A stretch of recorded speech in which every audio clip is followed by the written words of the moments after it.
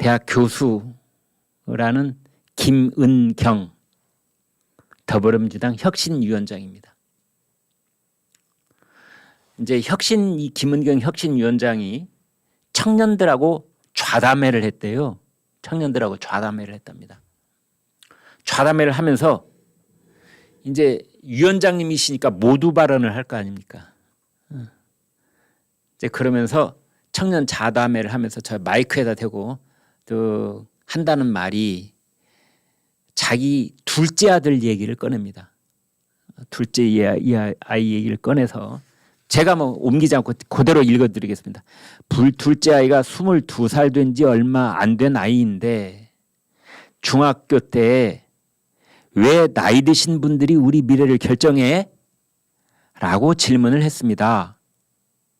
자기가 생각할 때는 자기 나이부터 남은 평균 기대 수명까지 그리고 엄마는 엄마 나이부터 남은 기대 수명까지 해서 비례적으로 투표를 하게 해야 한다는 것이었어요. 그 말은 되게 합리적이지 않아요? 이렇게 얘기를 한 겁니다. 그러니까 제가 그냥 이 얘기를 해보겠습니다. 우리나라 뭐 남녀 그냥 가리지 않고 기대 수명을 한 85세라고 해보겠습니다. 여성은 그보다 좀 더 많은 것 같죠? 지금 우리 기대 수명이.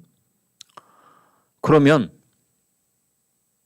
중학생 아이 15살이라고 해보겠습니다.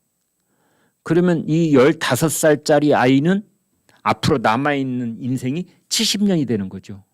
70년. 엄마는 50살이라고 해보겠습니다. 그럼 엄마에게 남아있는 인생은 35년이 되는 거죠.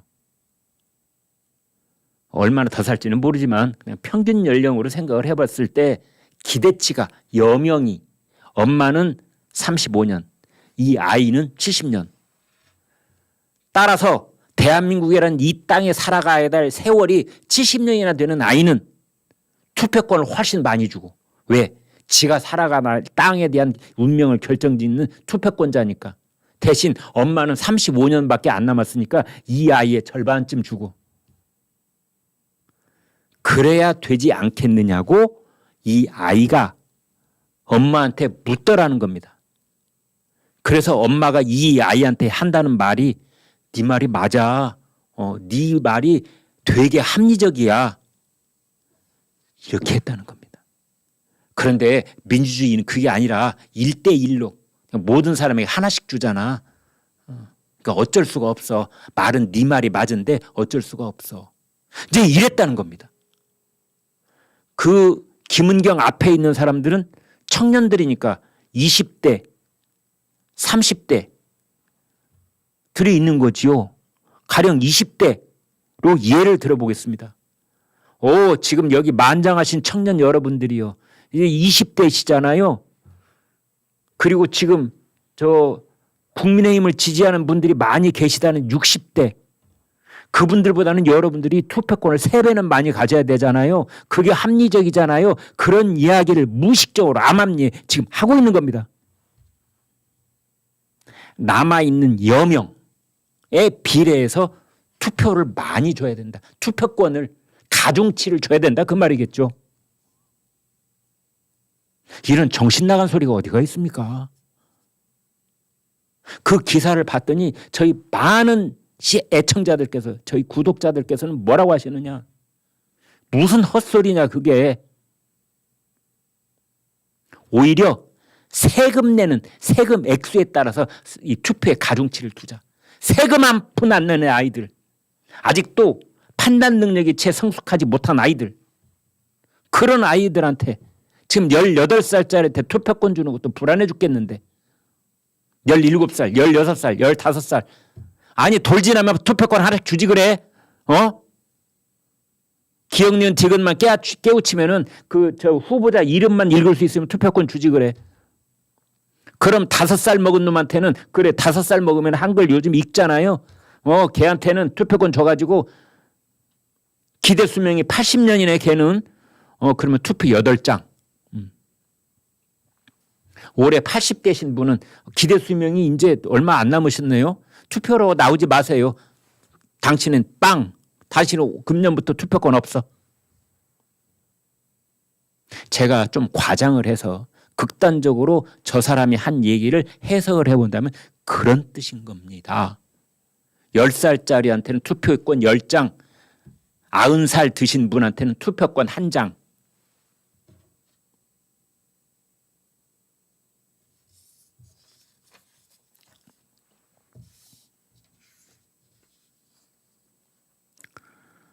과거에 더불어민주당에는 이런 사람들이 참 많았었습니다. 조국 전 법무장관 서울 노친네들 투표 못하게 여행 예약해드렸다는 트위터에 진짜 효자다. 내년 4월 10일 날 국회의원 선거 때 아이고 우리 어르신들 또 투표하러 가면 국민의힘 찍겠네. 내가 말이야 효자 상품 저 여행 상품 해가지고 투표장 못 가시게 해야지 했더니 거기 조국이 진짜 효자다 그랬다는 거 아닙니까? 민주통합당 김용민 시청역 에스컬레이터 엘리베이터 다 없애면 노인들이 엄두가 나지 않아서 시청에 안 온다. 2004년에 열린우리당 유시민 50대 접어들면 멍청해진다. 60대인 책임 있는 자리 잊지 말아야. 뇌세포가 죽는다고 그랬죠? 유시민. 열린우리당 정동영 의장 60대 이상은 70대는 투표 안 해도 괜찮다. 집에서 쉬셔도 된다. 엄청난 곤욕을 치렀죠 이분 그 당시에. 좋다. 말이 나온 김에 김은경 말 잘 꺼냈습니다. 11시 김광일 쇼 정말 하고 싶은 얘기가 있습니다. 우리가 선거 사원칙 아마 이 방송 보시는 분도 학창시절에 소시적에 선거 4대 원칙 배우셨을 겁니다. 저도 배웠습니다. 보통선거, 평등선거, 직접선거, 비밀선거. 보통선거라는 뭐냐? 남녀, 노소, 빈부, 귀천에 관계없이 선거 연령에 도달하면 무조건 선거하게 해주는 것. 이게 보통선거입니다. 우리는 보통 사람입니다. 이러면 다 변하시. 이게 보통선거입니다.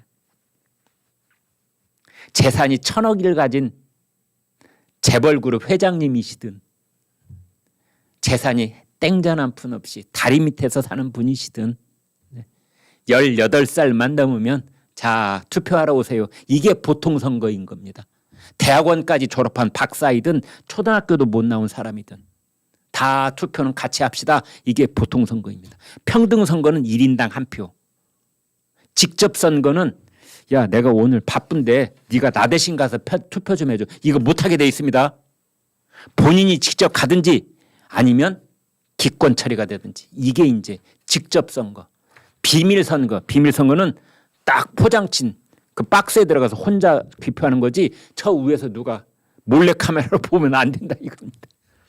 그래서 보통 평등, 직접, 비밀 4대 원칙인데 평등선거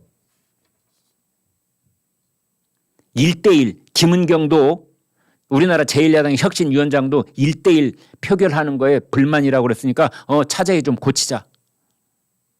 세금 내는 사람한테는 가중치를 좀 줬으면 좋겠습니다. 저는요. 세금을 100억 원씩 내는 재벌 회장한테는 투표권을 10,000장을 주고 한 푼도 안 내는 사람한테는 1장만 주고 이러자는 얘기가 아니고 적당한 가중치를 적어도 상징적으로나마. 세금 많이 내는 분들은 이 투표랑 선거라는 건 뭐냐면 제가 이렇게 주장하는 근거를 말씀드리겠습니다. 선거라는 건 뭐냐면 국민이 낸 세금을 어디다 어떻게 써야 되는지 그 세금 쓰는 사람을 뽑자는 겁니다. 선거라는 게 복잡한 거 하나도 아니에요. 세금 쓸 사람들을 국민을 대신해서 시민을 대신해서 세금 쓸 사람을 뽑자는 것이 선거인 겁니다. 그러면 세금을 많이 낸 사람이 거기에 더 높은 권리를 가져야 되는 거 아닙니까? 제가 헛소리 했습니까? 전 대표님? 아니 저도 이 말은 되도록 안 하고 살려고 했습니다. 그런데 김은경 씨가 얘기를 꺼냈으니까 말이 나온 김에 뭐 하고 넘어가지요. 뭐 응? 가중치를 좀 두자. 세금 한 푼도 안 낸 18살짜리가 하는 투표하고 세금을 지난 30년 동안 수십억을 내놓은 그 50대 가장, 60대 가장이 내는 투표하는 이거하고는 값어치가 달라야죠. 저는 그렇게 생각합니다. 대개 이제 더불어민주당 쪽에서 붙인 현수막을 보면은 대통령 부부를 이렇게 비난하는 거. 양평 고속도로 누가 변경한 거니? 변경한 거니? 라고 했는데 저 건희 이게 이제 건희 라는 거죠. 위에 보십시오. 건희는 이제 검정색으로 해놓고 밑에 받침 니은 그다음에 이응 뭐 이 부분은 빨간색으로 했잖아요. 건희 건희 발음이 비슷하다는 걸 빌미로 해가지고 저런 식으로 장난질 치는 명예를 훼손하는 이제 그런 현수막을 붙이고 있다 이런 겁니다. 뭐 다 일일이 말씀드릴 수 있는데 윤석열 대통령한테는 또 이런 말도 붙였다고 그러네요. 나라까지 팔아먹는 영업사원이다. 윤틀러다. 윤석열 플러스 히틀러.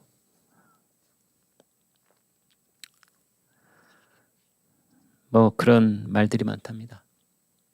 이제 국민의힘 쪽에서 여권 쪽에서 그 야권을 향해서 붙인 현수막을 보면은 이제 이재명 민주당 대표를 향해서는 죄지었으면 벌 받아야지. 여러분 학교 폭력을 주제로 한 그 넷플릭스의 드라마 있잖아요. 더 글로리. 그거 혹시 보셨습니까? 그때 그 여고 시절에 당했던 아이가 나중에 이제 처절한 보복극을 벌이면서 가해의 친구를 찾아가서 죄지었으면 벌 받아야지 이런 말 하잖아요. 그걸 패러디해 가지고 이제 이재명 대표한테 죄지었으면 벌 받아야지. 근데 그런 현수막을 붙일 수 있는 거 아닙니까? 조선일보도 좀 이상해요. 이거를 너무 막말에 가까운 그 현수막의 사례로 하나 이렇게 취재를 했던데 저 정도는 말할 수 있는 거 아닌지요? 제가 너무 과한 겁니까? 우리 후배님들이 쓴 기사여서 제가 뭐 길게 이 얘기는 안 하겠는데요. 아무튼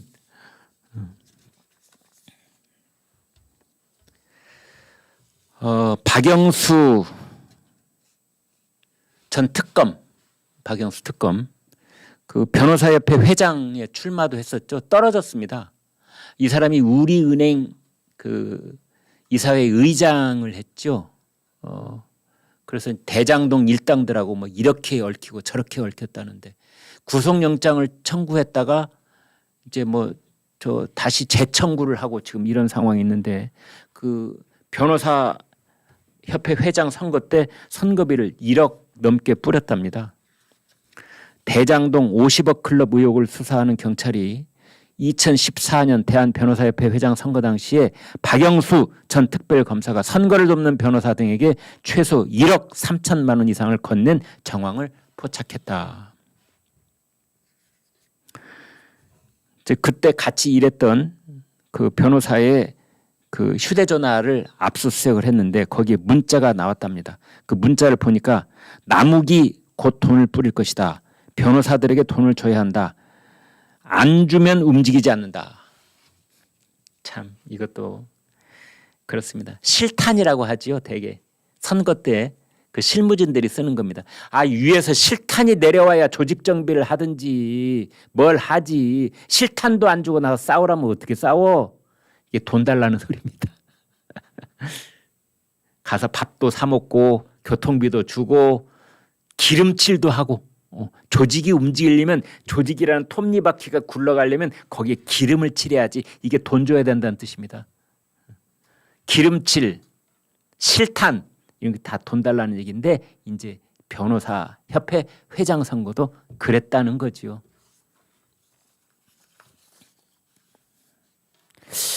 그 박영수 전 특검 정말 좀 너저분합니다. 특정 경제범죄 가중처벌법상 수재, 뇌물 받았다는 뜻입니다. 수뢰, 청탁금지법 위반. 그래서 여기 연합뉴스에 난 것만 제가 따져봤습니다.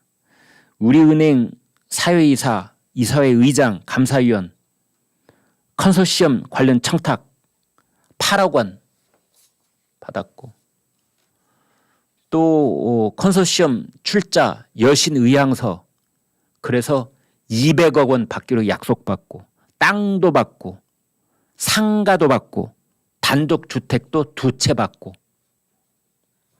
그 다음에 변호사협회 회장 선거 자금 3억 원 받고, 또 여신 의향서 때문에 김만배한테 5억 원 받고, 또 나중에 50억 원 더 받기로 약속하고, 또 딸하고 공모해서 화천대유에서 11억 원 받고. 그래서 제가 계산을 해봤더니 현금을 받아서 포켓에 받아 챙긴 것이 27억. 그 다음에 앞으로 받기로 약속한 돈이 250억.